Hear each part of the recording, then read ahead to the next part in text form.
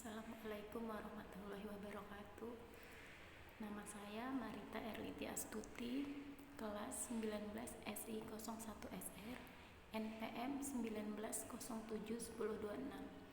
Di sini saya akan mempresentasikan hasil makalah bab 3 saya yang berjudul Teknologi Informasi dalam Bisnis.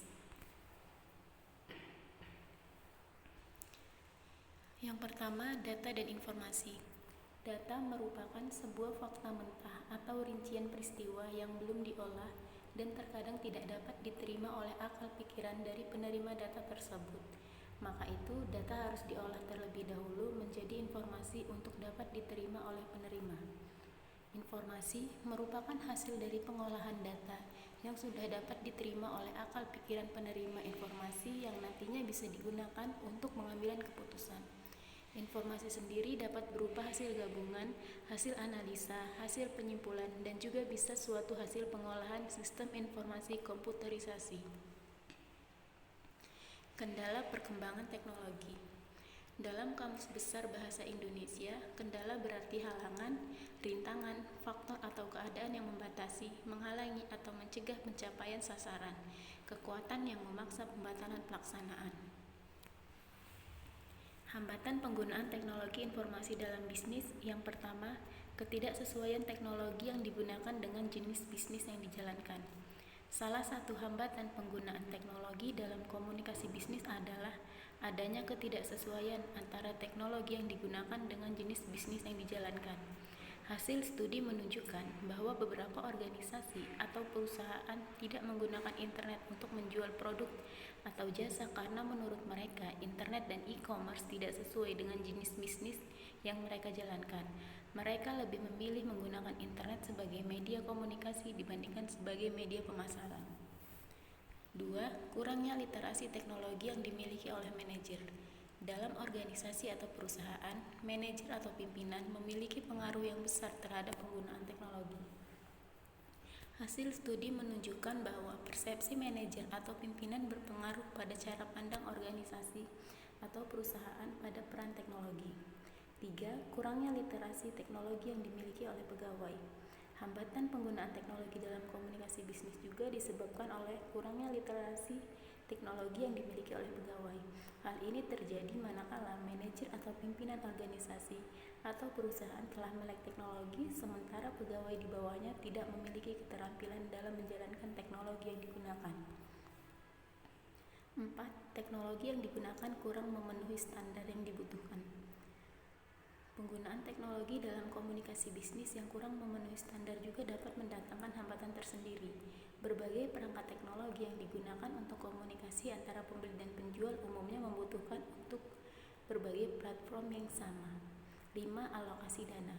Penggunaan teknologi dalam komunikasi bisnis kerap kali membutuhkan dana yang tidak sedikit, apalagi jika mengingat kebutuhan teknologi guna mendukung kinerja organisasi atau perusahaan. Umumnya, teknologi dengan spesifikasi tinggi membutuhkan dana yang tidak sedikit dibandingkan dengan teknologi dengan spesifikasi yang tidak terlalu tinggi. Hal ini memberikan hambatan tersendiri bagi organisasi atau perusahaan yang memiliki keterbatasan dana. 6. Mahalnya biaya pengembangan dan pemeliharaan sistem teknologi. Beberapa organisasi atau perusahaan yang memiliki keterbatasan dana cenderung untuk tidak menerapkan atau menggunakan teknologi dalam komunikasi bisnis. Hal ini disebabkan mereka merasa bahwa biaya untuk mengembangkan dan memelihara sistem teknologi sangat mahal dibandingkan dengan keuntungan yang diperoleh. 7. Lambatnya koneksi internet. Organisasi atau perusahaan yang menjalankan bisnis secara online dengan mengadopsi e-commerce atau e-business memerlukan ketersediaan broadband seperti DSL, fiber, atau broadband berkapasitas tinggi. Koneksi internet yang lambat menyebabkan lambatnya pengiriman data dan membuat organisasi atau perusahaan enggan untuk menggunakan internet dalam menjalankan bisnisnya. 8. Permasalahan integrasi teknologi. Terkait dengan pengembangan dan pemeliharaan sistem teknologi, teknologi baru yang diterapkan dalam dunia bisnis perlu dievaluasi berdasarkan perspektif keberadaan proses dan warisan teknologi yang terdampak. Integrasi teknologi juga membutuhkan biaya yang tidak sedikit. Organisasi atau perusahaan dengan keterbatasan dana cenderung untuk enggan melakukan integrasi teknologi. 9. Kurangnya kepercayaan konsumen terhadap produk atau jasa yang dijual secara online. Organisasi atau perusahaan skala kecil cenderung menemui hambatan yang jauh lebih besar dalam hal menjual produk atau jasa secara online dibandingkan dengan organisasi atau perusahaan skala besar yang telah memiliki nama dan dikenal masyarakat luas. 10. Kurangnya tingkat keamanan dalam transaksi secara online. Dalam konteks bisnis ke konsumen, organisasi atau perusahaan umumnya menawarkan berbagai kemudahan dalam melakukan transaksi secara online, misalnya dengan menggunakan kartu kredit. Hal ini menimbulkan kekhawatiran di benak konsumen terkait sistem keamanan yang dimiliki oleh website dari organisasi atau perusahaan yang bersangkutan. Umumnya, organisasi atau perusahaan yang bekerja sama dengan pihak lain, mereka perlu menjaga atau memperbaiki tingkat keamanan data dan informasi selama kerjasama berlangsung. Tingkat keamanan data dan informasi inilah yang juga menjadi salah satu hambatan penggunaan teknologi. Nilai dan media. Nilai merupakan sebuah ide atau konsep tentang sesuatu yang penting dalam kehidupan seseorang dan menjadi perhatiannya. Sebagai standar perilaku, tentunya nilai menurut seseorang untuk melakukannya. Media adalah sarana atau alat yang digunakan untuk menyampaikan pesan dari pengirim kepada penerima pesan dengan tujuan meningkatkan pemahaman penerima pesan. Perkembangan teknologi. Perkembangan teknologi adalah proses berkembangnya teknologi dari yang teknologi sebelumnya.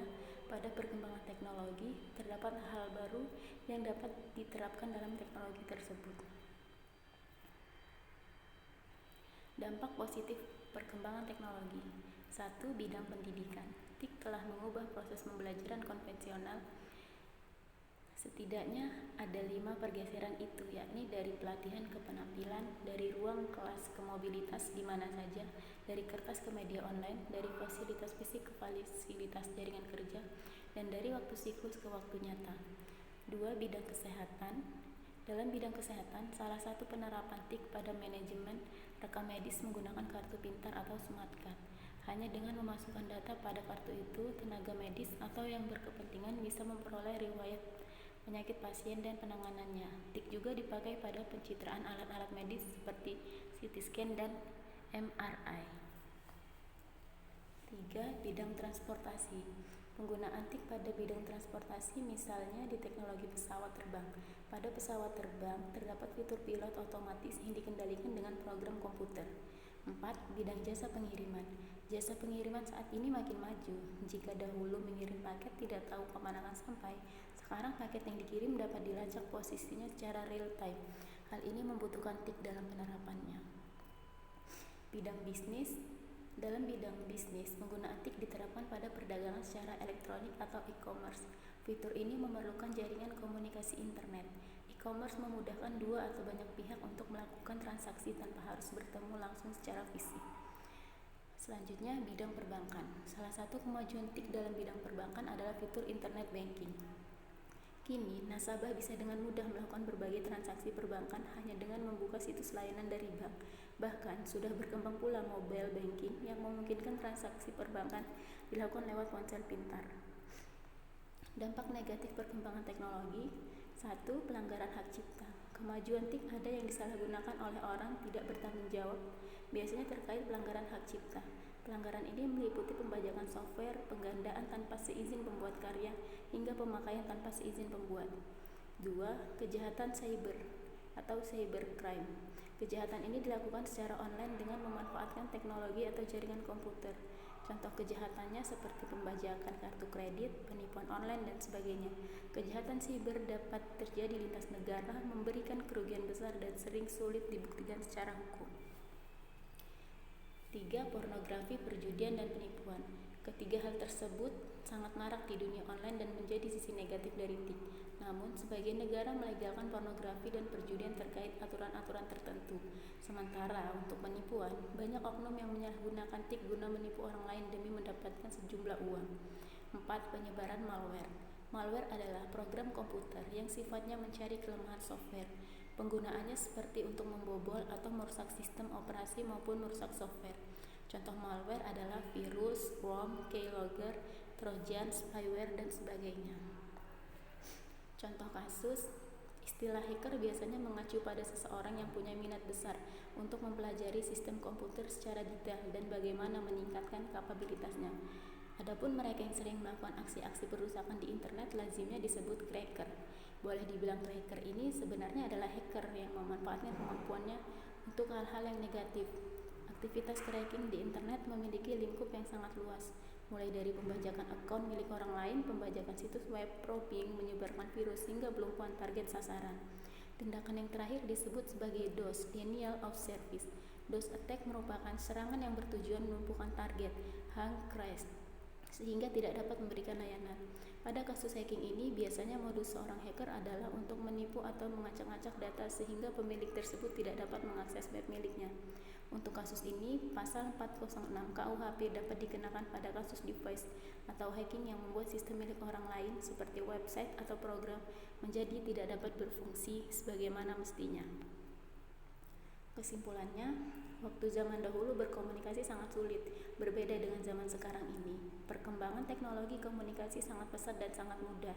Sesuai dengan perkembangan zaman teknologi komunikasi semakin berkembang dan terus berkembang. Dengan adanya perkembangan yang semakin canggih, kita dapat mudah terhubung dengan daerah lain, orang lain yang tinggal di luar negeri dengan cepat dan mudah. Perkembangan teknologi membawa manusia dua arah, yaitu yang pertama membawa manusia ke jalan yang baik, dengan segala kecanggihan yang dimiliki membuat manusia mendapat kemudahan di segala bidang. Sedangkan yang kedua bisa membawa manusia dalam penyalahgunaan kemajuan teknologi itu sendiri, tergantung ke arah mana kita menjalankannya. Sarannya, untuk perkembangan teknologi dalam dunia bisnis ini sangat diperlukan, karena tidak ada batas teritorial dalam bisnis seperti perdagangan, pemasaran yang luas dan terjangkau, dan mudah diakses sehingga konsumen mudah dalam melakukan transaksi. E-commerce ini sangat baik diterapkan dalam perusahaan, perbankan, dan instansi pemerintah, sehingga bisa memaksimalkan bisnis yang dijalankan dan dapat dijangkau konsumen. Sekian presentasi dari saya, jika ada yang kurang salah mohon maaf. Assalamualaikum warahmatullahi wabarakatuh.